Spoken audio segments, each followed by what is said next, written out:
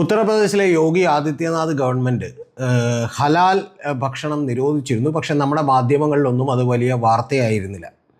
ഞാൻ അതിലേക്ക് വരാം. അതിനു മുൻപ് തൊട്ടടുത്തുണ്ടായിട്ടുള്ള ഒരു വിവാദം എന്ന് പറയുന്നത് കൻവർ യാത്ര എന്ന് പറയുന്ന ഒരു യാത്രയുണ്ട്. ആ യാത്ര എന്ന് പറഞ്ഞിട്ടുണ്ടെങ്കിൽ ഉത്തരാഖണ്ഡിലേക്ക് ജില്ലകളിൽ നിന്നും അതുപോലെ ഉത്തർപ്രദേശിലെ ജില്ലകളിൽ നിന്നുമൊക്കെ ആളുകൾ, ഏതാണ്ട് 1.25 കോടിയോളം ആളുകളാണ് അത്തരത്തിലുള്ള ഒരു യാത്രയ്ക്ക് വേണ്ടി വരുന്നത്, നമ്മളിവിടെ ശബരിമലയിലൊക്കെ പോകുന്ന പോലെ. അപ്പോൾ ആ യാത്ര ചെയ്ത ആളുകൾ ഗംഗാജലം മുസാഫിർ നഗറിലേക്ക് ജില്ലയിൽ നിന്ന് ശേഖരിക്കുകയും ആ ശേഖരിച്ച ഗംഗാജലവുമായി കാവടി യാത്ര എന്നുള്ളതാണ് ഈ കൻവർ എന്ന് പറഞ്ഞാൽ. ആ കാവടി യാത്ര പോലെ ഇവിടെ നടന്നു പോവുകയും അലങ്കരിക്കുന്ന കാവടികളുണ്ട്. അതിൻ്റെ 2 അറ്റത്തായിട്ടാണ് കുടങ്ങളൊക്കെ കിട്ടിയിട്ടുള്ളത്. അങ്ങനെ ഇവർ തിരിച്ച് ഏതാണ്ട് 37 കിലോമീറ്ററോ അല്ലെങ്കിൽ ഇവരുടെ വീടിൻ്റെ അടുത്ത് വരെയോ ഉള്ള ദൂരം നടന്നിട്ട് അവിടുത്തെ ശിവക്ഷേത്രങ്ങളിൽ കൊണ്ടുപോയി ആ ശിവക്ഷേത്രങ്ങളിൽ അർപ്പിക്കുക അല്ലെങ്കിൽ ദൈവന് നിമഞ്ജനം ചെയ്യുക എന്നുള്ളതാണ് സാധാരണ തരത്തിലുള്ള ഒരു യാത്ര.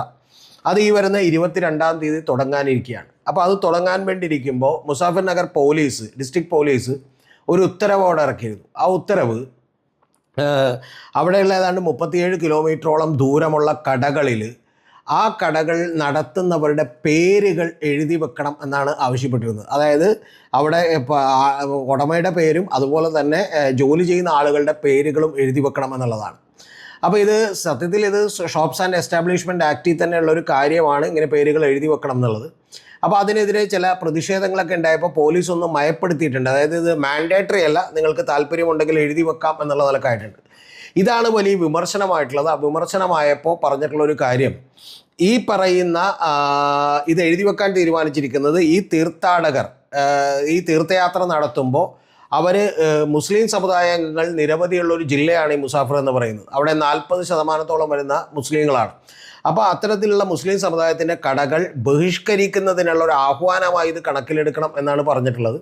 ഇതിനെതിരെ ഇപ്പോൾ ചിരാഗ് പസ്വാനും അവരുടെ തന്നെ സഖ്യകക്ഷികളായിട്ടുള്ള ചില പാർട്ടികളുമൊക്കെ രംഗത്ത് വന്നിട്ടുണ്ട്. അപ്പോൾ അതുകൊണ്ട് BJP ഇതിനകത്ത് മയപ്പെടുത്തിയിട്ടുണ്ട്. പക്ഷേ ഈ പേരെഴുതി വെക്കണം എന്നുള്ളത് ഉടനെ തന്നെ യോഗി ആദിത്യനാഥ് ഇത് സംസ്ഥാനത്തെ എല്ലാ കടകളും ചെയ്യണം എന്ന് പറയുകയാണ് ഉണ്ടായിട്ടുള്ളത്. പക്ഷേ അതിലേക്ക് നിയമമൊന്നും പാസ്സാക്കിയിട്ടില്ല. പോലീസിൻ്റെ ഒരു ഓർഡർ വന്നിട്ടുണ്ട് എന്ന് മാത്രം. അപ്പോൾ ഇത് നമ്മൾ പരിശോധിക്കുകയാണ്. ഈ ഭക്ഷണത്തിൻ്റെ കാര്യത്തിൽ ഇത്തരത്തിൽ മതം കലർത്തണോ എന്ന് പരിശോധിക്കുകയാണ്. അപ്പോൾ ഭക്ഷണത്തിൻ്റെ കാര്യത്തിൽ ഈ മതം കലർത്തണോ എന്ന് പരിശോധിക്കുമ്പോൾ നമുക്ക് ചില സത്യങ്ങൾ അത് വിളിച്ചു പറയാതെ വയ്യ. ഈ ഹലാൽ ഭക്ഷണം ഇതിനു മുമ്പ് ഉത്തർപ്രദേശ് ഗവൺമെൻറ് നിരോധിച്ചിരുന്നു. പക്ഷെ അന്നേരം ഇത് വലിയ വാർത്തയല്ലാതെ പോയി. നാഷണൽ പത്രങ്ങളിൽ ഇന്ത്യൻ എക്സ്പ്രസും ടൈംസ് ഓഫ് ഇന്ത്യയും ഹിന്ദുവിലൊക്കെ ചെറിയ തോതിലുള്ള വാർത്തകൾ വന്നിരുന്നു. പക്ഷേ വലിയ പ്രാധാന്യത്തോടുകൂടിയുള്ള വാർത്തകൾ പ്രസിദ്ധീകരിച്ചില്ല. ഹലാൽ ഭക്ഷണം നിരോധിച്ചത് നവംബർ 18, 2023 അതായത് കഴിഞ്ഞ വർഷമാണ് നിരോധിച്ചത്. അന്ന് food securities and drug administration UPയുടെ അവർ ഹലാൽ ഫുഡുകൾ, അതായത് ഹലാൽ എന്ന് എഴുതി വെച്ചിട്ടുള്ള പാക്കറ്റുകളിലുള്ള ഫുഡുകൾ കൊടുക്കാൻ കഴിയില്ല എന്ന് നിരോധിച്ചു. എക്സെപ്റ്റ് എക്സ്പോർട്ടിങ്ങിന് വേണ്ടിയിട്ടുള്ള ഫുഡുകളിൽ മാത്രം അത് ഉപയോഗിക്കാം എന്ന് പറയുകയാണ് ചെയ്തിട്ടുള്ളത്. അപ്പോൾ അതിനുശേഷം ഇത് ഹലാൽ ഇന്ത്യ പ്രൈവറ്റ് ലിമിറ്റഡ് എന്ന് പറഞ്ഞു, അതായത് ഹലാൽ ഭക്ഷണമാണോ അല്ലേ എന്ന് സർട്ടിഫൈ ചെയ്യുന്ന ഒരു ഏജൻസി ഉണ്ടെന്നൊക്കെ കേൾക്കുന്നു. ആരാണ് ഇവർ അതിനെ അധികാരപ്പെടുത്തിയൊന്നും എനിക്കറിയില്ല. പക്ഷേ ഹലാൽ ഇന്ത്യ പ്രൈവറ്റ് ലിമിറ്റഡ് എന്ന് പറഞ്ഞൊരു ഏജൻസി ഇപ്പോൾ ഇതിനെതിരെ സുപ്രീം കോടതിയിൽ കേസിന് പോയിട്ടുണ്ട്. ആ കേസ് ഇരിക്കുന്നത് BR ഗവായിയുടെയും അതുപോലെ സന്ദീപ് മെഹ്തയുടെയും ബെഞ്ചിലാണ്. അവർ ഇപ്പോൾ അത് UP ഗവൺമെൻറ്റിന് നോട്ടീസ് അയക്കാൻ തീരുമാനിച്ചപ്പോഴാണ് ഇപ്പോൾ ഇത് വലിയ വാർത്തയായി പത്രങ്ങളിലും മാധ്യമങ്ങളിലും ഒക്കെ നിറഞ്ഞിട്ടുള്ളത്. ഇത് യഥാർത്ഥത്തിൽ ഇപ്പോൾ ഈ കൻവർ യാത്ര നടത്തുമ്പോൾ ഇങ്ങനെ എഴുതി വെക്കണമെന്ന് കേൾക്കുമ്പോൾ തെറ്റല്ലേ? കാരണം ഒരു മതപരമായൊരു വിവേചനത്തിന് വഴിയൊരുക്കുകയല്ലേ? അപ്പോൾ ഹിന്ദു തീർത്ഥാടകർ സ്വാഭാവികമായിട്ട് ഇവരുടെ ഭക്ഷണശാലകളിൽ നിന്ന് ഭക്ഷണം കഴിക്കാതിരിക്കില്ലേ? അപ്പോൾ സ്വാഭാവികമായിട്ട് ഇവരുടെ കച്ചവടം കുറയില്ലേ എന്നൊക്കെ ഉള്ളതാണ് ചിന്തിക്കുന്നൊരു കാര്യം. അത് ശരിയായിട്ടുള്ളൊരു കാര്യമാണ്. അത്തരത്തിലുള്ളൊരു വിവേചനം ഉണ്ടാകാൻ പാടില്ലാത്തതാണ്. പക്ഷേ എനിക്ക് നിങ്ങളോട് ചോദിക്കാനുള്ളൊരു ചോദ്യം, ഈ ഭക്ഷണത്തിലേക്ക് മതം ഏറ്റവും ആദ്യം കലർത്തിയതാരാണ്? ആ കലർത്തിയതിൻ്റെ പിന്നിലുള്ള ഉത്തരവാദിത്തം മുസ്ലിം സമുദായത്തിലൊരു ന്യൂനപക്ഷത്തിനുണ്ട്. ഞാൻ മൊത്തം സമുദായത്തെ അല്ല പറയുന്നത്, അതിലെ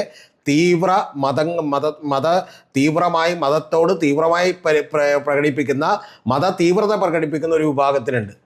നമ്മുടെ നാട്ടിൽ പോലും ഒരു 20, 25, 30 കൊല്ലങ്ങൾക്ക് മുമ്പ് ഇതുപോലെ ഹലാൽ എന്ന് പറഞ്ഞ് എഴുതി വെക്കുന്ന ഒരു പതിവുണ്ടായിരുന്നില്ല. അപ്പോൾ ഹലാൽ എന്ന് പറഞ്ഞ് എഴുതി വെക്കുന്ന ഒരു പതിവ് അതിനുശേഷം വന്നു. അത് കൊണ്ടുവന്നത് മുസ്ലിം സമുദായത്തിലെ ഏതാനും ചിലൊരു ന്യൂനപക്ഷമാണ്. അല്ലെങ്കിൽ അത് കൊണ്ടുവരാൻ നിർബന്ധിതരായതിന് പിന്നിൽ മുസ്ലിം സമുദായത്തിലെ അംഗങ്ങൾ അത്തരം കടകളിൽ കയറി ഭക്ഷണം കഴിക്കാൻ കൂടുതൽ താല്പര്യം പലപ്പോഴും കാണിക്കും എന്ന് പറയുന്ന ഒരു ധാരണയോ തെറ്റിദ്ധാരണയോ ഈ കടക്കാർക്കുണ്ടായതുകൊണ്ടാണ്. ഇനി എന്താണ് ഈ ഹലാൽ ഭക്ഷണം? ഹലാൽ ഭക്ഷണം എന്ന് പറഞ്ഞിട്ടുണ്ടെങ്കിൽ അത് മുസ്ലിം സമുദായത്തിൻ്റെ രീതികൾക്കനുസരിച്ച് പാചകം ചെയ്യപ്പെട്ടതാണ്. അതായത് ഇപ്പം നിങ്ങളൊരു കോഴിയിറച്ചി പാചകം ചെയ്യുകയാണെങ്കിൽ അതിന് വെള്ളം കൊടുത്ത് ബിസ്മി ചൊല്ലി അറക്കുകയാണ് ചെയ്യുന്നത്. അപ്പോൾ അങ്ങനെ അറുത്ത് മുസ്ലിം രീതിയിൽ പാചകം ചെയ്തിട്ടുള്ള ഭക്ഷണമാണ്. അപ്പോൾ അത് ആരായിരിക്കും പാചകം ചെയ്യുക? മിക്കവാറും മുസ്ലിം സമുദായത്തിലെ അംഗങ്ങൾ തന്നെയായിരിക്കും പാചകം ചെയ്യുക. അപ്പോൾ അത്തരത്തിൽ അങ്ങനെ പാചകം ചെയ്ത നിഷിദ്ധമല്ലാത്ത, ഹറാം എന്ന് പറഞ്ഞാൽ നിഷിദ്ധമായ, പ്രൊഹിബിറ്റഡ് എന്നാണ്. അതിൻ്റെ നേരെ ഓപ്പോസിറ്റാണ് ഹലാൽ എന്ന് പറയുന്നത്, അനുവദിക്കപ്പെട്ട എന്നാണ്. അതായത് അനുവദിക്കപ്പെട്ട ഭക്ഷണമാണ് ഞങ്ങളിവിടെ വിളമ്പുന്നത് എന്ന് ബോർഡുകൾ ഈ പറയുന്ന എഴുതി വെച്ചു നമ്മുടെ ഹോട്ടലുകൾക്ക് മുമ്പിൽ. അങ്ങനെ ഹോട്ടലുകൾക്ക് മുമ്പിൽ എഴുതി വെക്കുമ്പോൾ അതിൻ്റെ അർത്ഥം എന്താണ്? മുസ്ലിം സമുദായ അംഗത്തിലെ ആളുകൾ ഈ കടയിൽ നിന്ന് ഭക്ഷണം കഴിക്കണം, കാരണം ഞങ്ങൾ മാത്രമേ ഹലാലായിട്ടുള്ള ഭക്ഷണം ഇവിടെ കൊടുക്കുന്നുള്ളൂ, മറ്റു കടകൾ കൊടുക്കുന്നില്ല എന്ന് തന്നെയാണ്. അപ്പോൾ അത്തരത്തിലുള്ളൊരു വിവേചനം കേരളത്തിലും അതുപോലെ ഉത്തരേന്ത്യയിലും ബാക്കിയുള്ള സ്ഥലങ്ങളിലുമൊക്കെ ഈ മുസ്ലിം ന്യൂനപക്ഷ ആളുകൾ ഒരു തീവ്ര വിഭാഗം ഇത്തരത്തിലുള്ള പ്രചാരണങ്ങൾക്ക് തുടക്കമിടുമ്പോൾ അതുമായി ബന്ധപ്പെട്ട് ബിസിനസ് കൂടുന്നുവെന്ന് തോന്നുമ്പോൾ സ്വാഭാവികമായും മറ്റു കടക്കാരും തീവ്രമായ ചിന്തിക്കാത്ത ആളുകളൊക്കെ ഇത് അനുകരിക്കേണ്ടി വന്നിട്ടുണ്ട്. അങ്ങനെയുള്ള ആളുകളുമൊക്കെ ഇത് ചെയ്യേണ്ടി വന്നിട്ടുണ്ട്. ഇത് നിങ്ങൾ, അതായത് മുസ്ലിം സമുദായത്തിലെ നല്ലവരായിട്ടുള്ള സഹോദരന്മാർ മനസ്സിലാക്കേണ്ട ഒരു കാര്യം, ഇത് നിങ്ങൾ തന്നെ ഉള്ളിൻ്റെ ഉള്ളിൽ നിന്ന് എതിർത്ത് തോൽപ്പിക്കേണ്ടതായിരുന്നു. അതായത് മതപരമായ ചിഹ്നങ്ങൾ അല്ലെങ്കിൽ ഹലാൽ എന്ന് പറയുന്ന എഴുതി വെക്കുന്ന പരിപാടിയൊന്നും ഒരു ഹോട്ടലിൻ്റെ മുമ്പിൽ ചെയ്യേണ്ടതില്ല എന്ന് പറയേണ്ട ഉത്തരവാദിത്തം ആർക്കുണ്ടായിരുന്നു? മുസ്ലിം സമുദായത്തിനുണ്ടായിരുന്നു. അങ്ങനെ ചെയ്യാതെ നിങ്ങൾ നിങ്ങളുടെ മതപരമായ കാർക്കശ്യത്തിലേക്ക്, റിജിഡായിട്ടുള്ള സ്വഭാവത്തിലേക്ക് ചുരുങ്ങിപ്പോകുമ്പോൾ സ്വാഭാവികമായും ഒരു സൊസൈറ്റിയിൽ നിങ്ങൾക്കെതിരെ പറയുന്നത് കേൾക്കാനുമൊക്കെ അതല്ലെങ്കിൽ കൈയടിക്കാനുമൊക്കെ എതിരായിട്ടുള്ള ഒരു വികാരം ഉണ്ടാവുകയും അതിന് കൈയടിക്കാൻ ആളുകളുണ്ടാവുകയും ചെയ്യുമെന്നുള്ളത് സ്വാഭാവികമാണ്. അത് ലോകത്തെവിടെയും സംഭവിച്ചിട്ടുണ്ട് എന്ന് പറയുന്ന അപകടം ഈ തീവ്ര സ്വഭാവക്കാരെ നിങ്ങൾ പറഞ്ഞു മനസ്സിലാക്കേണ്ടതാണ്. അതുകൊണ്ടാണ് ഇപ്പോൾ കഴിഞ്ഞ ദിവസങ്ങളിൽ ഗിരിരാജ് സിംഗ് എന്ന് പറയുന്ന ടെക്സ്റ്റൈൽ മന്ത്രി, അതായത് കേന്ദ്രമന്ത്രിയാണ്, നിങ്ങൾ ആലോചിക്കണം, അദ്ദേഹം പറഞ്ഞത് ഇത്തരത്തിലുള്ള ഈ പറയുന്ന ചില, അതായത് ജംഇയ്യത്തുൽ ഉലമ എന്ന് പറയുന്ന ഒരു സംഘടന അദ്ദേഹത്തിന് മറുപടി പറഞ്ഞിട്ടുണ്ട്. ഗിരിരാജ് സിംഗ് പറഞ്ഞത്, ജംഇയ്യത്തുൽ ഉലമ എന്ന് പറയുന്ന ഒരു സംഘടന പറഞ്ഞു, ഈ പറയുന്ന ദൈവനാമങ്ങൾ, രാമനാമങ്ങളൊക്കെ പഠിപ്പിച്ചുകൊണ്ട് സിലബസ് പരിഷ്കരിക്കുകയാണ് എന്ന് ജംഇയ്യത്തുൽ ഉലമ എന്ന് പറയുന്ന അൽ ഹിന്ദ് എന്ന് പറയുന്ന സംഘടന ഒരു വിമർശനം പറഞ്ഞു. ആ വിമർശനത്തിനെതിരെ ഈ പറയുന്ന ഗിരിരാജ് സിംഗ് പറഞ്ഞേക്കണത്, പാകിസ്ഥാൻ, ഇന്ത്യ വിഭജിക്കുമ്പോൾ തന്നെ ഇവരെയൊക്കെ പാകിസ്ഥാനിലേക്ക് പറഞ്ഞേക്കേണ്ടതായിരുന്നു, ഇവിടെ നിർത്തിയത് വലിയ അബദ്ധമായിപ്പോയി, അങ്ങനെ നിർത്തിയത് കൊണ്ടാണ് ഇത്തരത്തിലുള്ള വിമർശനങ്ങൾ ഉണ്ടാവുന്നതെന്നാണ്. ഇതെന്തുകൊണ്ടാണ്? അദ്ദേഹം പറഞ്ഞത് അങ്ങേയറ്റം തെറ്റാണ്, ഞാൻ ഒരിക്കലും അനുകൂലിക്കുന്നില്ല, ഈ മുസാഫിർപൂറിലെ ഉത്തരവിനെയും ഞാൻ അനുകൂലിക്കുന്നില്ല. പക്ഷേ ഇത് ഉണ്ടാക്കാൻ കഴിയുന്ന, അല്ലെങ്കിൽ ഇതിനൊക്കെ കയ്യടി കിട്ടാൻ കഴിയുന്ന, ഇത്തരത്തിൽ വിഭാഗീയത സൃഷ്ടിക്കാൻ കഴിയുന്ന ഒരു കാര്യത്തിന് തുടക്കമിട്ടത് ന്യൂനപക്ഷ തീവ്രവാദമാണ് എന്നുള്ളത് നിങ്ങൾ മറന്നു പോകരുത്. ഇന്ത്യയിൽ RSS ഉണ്ടാകുന്നതിന് മുമ്പാണ് മുസ്ലിം ലീഗ് ഉണ്ടായത് 1925 എന്ന് നിങ്ങൾ മറന്നു പോകരുത്.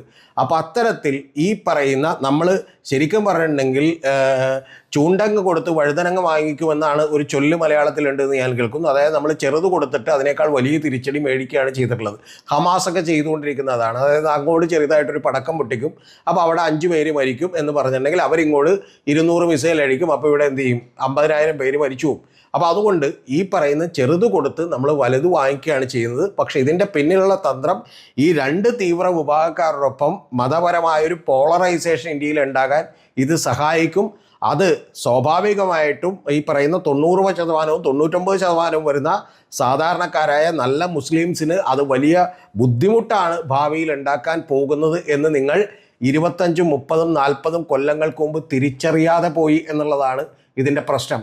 ഇത് പാലായിൽ, കേരളത്തിലും ഇതുപോലെ ഹലാൽ എന്ന് പറയുന്ന ഒരു റെസ്റ്റോറൻറ്റ് തുടങ്ങാൻ തീരുമാനിക്കുകയും കുഴിമന്തികൾ തുടങ്ങാൻ തീരുമാനിക്കുകയും അതുപോലെ അൽഫാം തുടങ്ങാൻ തീരുമാനിക്കുകയൊക്കെ ചെയ്യുമ്പോൾ പോലും ചില പ്രശ്നങ്ങളുണ്ടായത് നമ്മൾ ഓർക്കണം. അതിൻ്റെ ഭാഗമായിട്ടാണ് ഇപ്പോൾ മുസ്ലിം സമുദായവും ക്രിസ്ത്യൻ സമുദായവും തമ്മിൽ ഒരു അകൽച്ച ഉണ്ടായിട്ടുള്ളത്.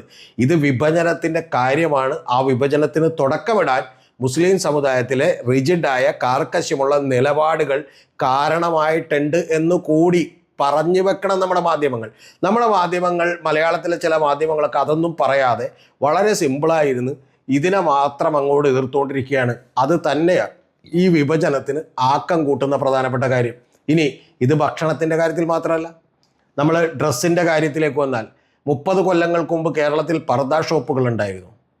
30 കൊല്ലങ്ങൾക്ക് മുമ്പ് 4, 5, 6 വയസ്സുള്ള 8 വയസ്സുള്ള പെൺകുട്ടികളടക്കം നമ്മൾ പർദ്ദ ഇടിപ്പിക്കാറുണ്ടായിരുന്നു. ഇപ്പം ഞായറാഴ്ചകളിൽ പലപ്പോഴും നമ്മളൊന്ന് യാത്ര ചെയ്ത് നോക്കൂ, മലപ്പുറം അതുപോലെ ആ ഭാഗത്തേക്കൊക്കെ യാത്ര ചെയ്താൽ ചെറിയ കുട്ടികൾ പോലും പർദ്ദയിട്ട് മുസ്ലിം മതപരമായ ആചാരമനുസരിച്ചുള്ള വസ്ത്രമിട്ട് നടക്കുന്നത് നമുക്ക് കാണാം. ഇത് കാണുമ്പോൾ നിങ്ങളൊന്ന് മനസ്സിലാക്കണം, സൗദി അറേബ്യ എന്ന് പറയുന്ന ലോകത്തെ ഏറ്റവും വലിയ സുന്നി രാജ്യത്ത് അവിടെ സാധാരണ മറ്റു മതക്കാർ വന്നാൽ പോലും സ്ത്രീകൾ പുറത്തേക്ക് ഇറങ്ങണമെങ്കിൽ പർദ്ദ ഇടണമായിരുന്നു. അപ്പം അതിനൊക്കെ അവർ വലിയ തോതിൽ അവരെ ഡ്രൈവിംഗ് പെൺകുട്ടികൾക്ക് അനുവദിച്ചു, പർദ്ദ ഇടുന്നതിന് ഒരുപാട് ഇളവുകൾ നൽകി കൊടുക്കൊണ്ടിരിക്കുന്നു. അങ്ങനെ അവർ മാറാൻ ശ്രമിക്കുന്നു. ഡെവലപ്പ് ആകണമെങ്കിൽ, ഞങ്ങൾ പുരോഗമിക്കണമെങ്കിൽ മാറണമെന്ന് സൗദി അറേബ്യക്ക് മനസ്സിലായി. ഇറാനിലെ മതഭരണകൂടം മഹ്സ ആമിനി എന്ന് പറയുന്ന ഒരു പെൺകുട്ടിയെ ഹിജാബിൽ നിന്നും കാറ്റത്ത് മാറിയതിൻ്റെ പേരിൽ കൊന്നുകളഞ്ഞതിന് ശേഷം അവിടെ ഹിജാബുകൾ വലിച്ചെറിഞ്ഞുകൊണ്ട് വലിയ പ്രക്ഷോഭം നടന്നു എന്ന് നമ്മൾ മനസ്സിലാക്കണം. അങ്ങനെ മുസ്ലിം കമ്മ്യൂണിറ്റി അവിടെ മുന്നോട്ട് വന്നുകൊണ്ടിരിക്കുകയാണ്, പുരോഗമനപരമായി ചിന്തിച്ചുകൊണ്ടിരിക്കുകയാണ് നമ്മൾ മനസ്സിലാക്കണം. അങ്ങനെ അവിടെ മത പോലീസ് എന്ന് പറയുന്ന സ്ത്രീകളുടെ വസ്ത്രം നോക്കാൻ മാത്രമുള്ള പോലീസ് ഉണ്ടായിരുന്നു ഇറാനിൽ. ആ പോലീസിന് സത്യത്തിൽ ഇപ്പോൾ തെരുവുകളിൽ വെച്ച് ഹിജാബ് ധരിക്കാത്തൊരു പെൺകുട്ടിയെ അറസ്റ്റ് ചെയ്യാനുള്ള ധൈര്യമില്ലാതായി എന്ന് നിങ്ങൾ മനസ്സിലാക്കണം. എന്ന് പറഞ്ഞാൽ അങ്ങനെ അറസ്റ്റ് ചെയ്യപ്പെട്ടാൽ അവിടെ വലിയ പ്രക്ഷോഭം ഉണ്ടാവും. അതുകൊണ്ട് ഇപ്പോൾ എന്താ ചെയ്തേക്കണേന്ന് അറിയോ? ഇറാനിൽ മുഴുവൻ ക്യാമറകൾ വെച്ചേക്കാണ്. അതായത് ക്യാമറയിൽ നമ്മളിപ്പോൾ വണ്ടിയൊക്കെ റാഷ് ഡ്രൈവിംഗ് നടത്തിയാൽ പെറ്റി ചാർജ് ഈടാക്കുന്ന പോലെ ക്യാമറയിൽ കണ്ടിട്ട് പിന്നെ ആളെ തിരിച്ചറിഞ്ഞ് അത് കണ്ടുപിടിച്ച് അവർക്ക് ഫൈൻ ഈടാക്കുന്ന പരിപാടിയാണ് ചെയ്യുന്നത്. എന്ന് പറഞ്ഞാൽ ഒരുപാട് പിന്നോക്കം പോകേണ്ടി വന്നു. ഇറാനിൽ പ്രസിഡന്റ് തെരഞ്ഞെടുപ്പിൽ മിതവാദിയായിട്ടുള്ള ഒരു പ്രസിഡന്റ് അവർ തിരഞ്ഞെടുത്തു. അപ്പം ഞാൻ പറഞ്ഞു വന്നത്, ഇത്തരത്തിലുള്ള കാര്യങ്ങൾ സംഭവിക്കുമ്പോൾ കേരളത്തിലെയും ഇന്ത്യയിലെയും ഒക്കെ നല്ലവരായിട്ടുള്ള മുസ്ലിം സഹോദരങ്ങൾ കമ്മ്യൂണിറ്റി മനസ്സിലാക്കേണ്ടത് ഈ അരിയും മലരും കുന്തിരിക്കവും കരുതി വച്ചോടാന്നുള്ള നിലക്കുള്ള പ്രസംഗങ്ങളും മറ്റേ ആലപ്പുഴയിൽ നടത്തിയിട്ടുള്ള സമ്മേളനത്തിൽ നടത്തിയ പ്രസംഗങ്ങളും ഇതുപോലെ ഞങ്ങൾ ഹലാൽ ഭക്ഷണം എന്ന് എഴുതി വെക്കുമെന്ന് പറഞ്ഞാൽ എറണാകുളത്ത് ഒരു സ്ത്രീ നോൺ ഹലാൽ എന്ന് പറയുന്ന ഒരു റെസ്റ്റോറൻറ്റ് തുടങ്ങി, അത് വലിയ വിഷയമായി തീർന്നു. അപ്പോൾ ഇത് ആദ്യം തുടക്കമിട്ടത് മതപരമായ കാർക്കശ്യങ്ങളിലേക്ക്, പ്രകടനാത്മകതയിലേക്ക് ആദ്യം പോയത് ഈ പറയുന്ന പോലെ മുസ്ലിം മതവിഭാഗത്തിലെ ഒരു ചെറിയ ശതമാനം വരുന്ന ആളുകളാണ്. അവർക്ക് ഇതിൻ്റെ പിന്നിൽ ചില സാമ്പത്തിക നേട്ടങ്ങളുണ്ട്, വലിയ അജണ്ടകളുണ്ടായിരുന്നു. ആ അജണ്ടകൾ നിങ്ങൾ തിരിച്ചറിയപ്പെടാതെ പോയതിൻ്റെയാണ് സത്യത്തിൽ ഇപ്പം മുസാഫിർ നഗറിലേക്ക് ആ ജില്ലയിലെ 40% വരുന്ന വലിയ തോതിൽ കച്ചവടം നടത്തിക്കൊണ്ടിരുന്ന ആളുകൾ അനുഭവിക്കാൻ പോകുന്ന ദുര്യോഗം എന്ന് നിങ്ങൾ മനസ്സിലാക്കണം. എന്ന് പറഞ്ഞാൽ തീക്കൊള്ളി കൊണ്ട് തല ചൊറിഞ്ഞിട്ടുണ്ടെങ്കിൽ അത് താൽക്കാലികമായി ചിലപ്പോൾ നമ്മുടെ ചൊറിച്ചിലൊന്ന് മാറ്റിയേക്കും, പക്ഷേ ആത്യന്തികമായി തല കത്തിപ്പോകും എന്നുള്ളത്, തല പൊള്ളിപ്പോകും എന്നുള്ളത് ഓരോരുത്തരും മനസ്സിലാക്കുന്നത് നല്ലതാണ് എന്ന് പറയാനാണ് ഞാൻ ഈ അവസരം വിനിയോഗിക്കുന്നത്. നമ്മുടെ കേരളത്തിൽ ഇപ്പോൾ ഗുരുവായൂർ അടക്കമുള്ള സ്ഥലങ്ങളിൽ ഇപ്പോൾ ചർച്ച ഉയർന്നുകൊണ്ടിരിക്കുകയാണ്. അവിടെ നിരവധി കച്ചവടം നടത്തുന്ന മുസ്ലിം സഹോദരന്മാരാണെന്നും ആ കടകളിൽ ഷോപ്സ് ആൻഡ് എസ്റ്റാബ്ലിഷ്മെൻറ്റ് ആക്ട് അനുസരിച്ച് അവരുടെ അടക്കം പേരെഴുതി വെക്കണമെന്നൊക്കെയുള്ള പല ആവശ്യങ്ങളും ഉയരാനുള്ള സാധ്യതകളുണ്ട്.